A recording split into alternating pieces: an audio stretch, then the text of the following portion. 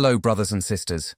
I once said, working-class people around the world have no innate desire to go to war with each other.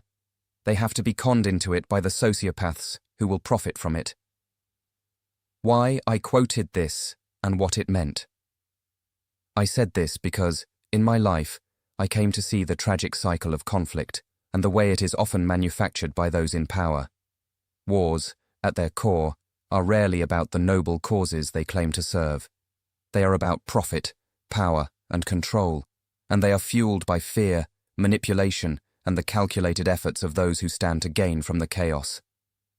I spent years observing this grim reality, from the Second World War that cast a shadow over my childhood, to the brutal conflicts that dominated the headlines in the 60s and 70s.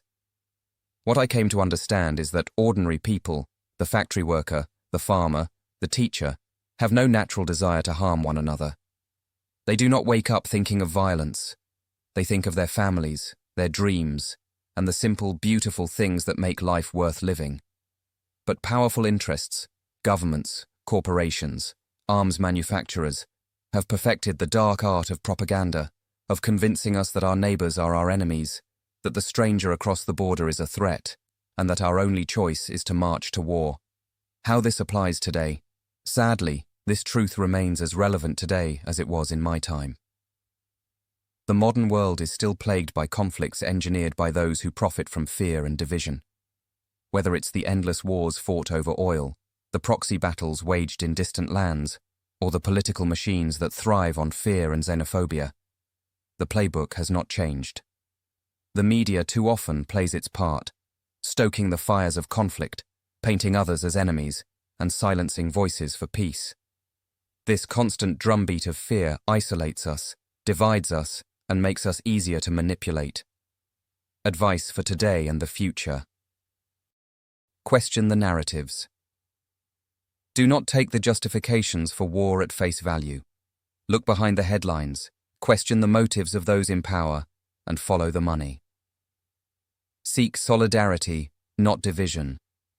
Remember that the person across the border, the stranger on the other side of the ocean, is more like you than different. We all bleed the same color, and we all want the same basic things: peace, dignity, and a chance for a better life. Resist the merchants of fear. Fear is the oldest tool of control. Resist those who try to manipulate your fears for their own gain. Challenge the voices that divide us. Promote peace in your daily life. Peace begins not in the grand speeches of politicians, but in the hearts and minds of ordinary people. Treat your neighbors with compassion, stand up for the oppressed, and speak out against injustice wherever you find it. Use your voice. Use your art. If you have a platform, use it to promote peace. If you have a gift, whether it is music, writing, or simply a compassionate heart, use it to break down the walls that divide us. A final thought. Imagine a world where ordinary people refuse to be manipulated into hating one another. Imagine a world where the working class, the everyday people who truly drive the engine of human progress, stand together against the forces that profit from their division. That world is possible, but it starts with each of us refusing to be pawns in someone else's game.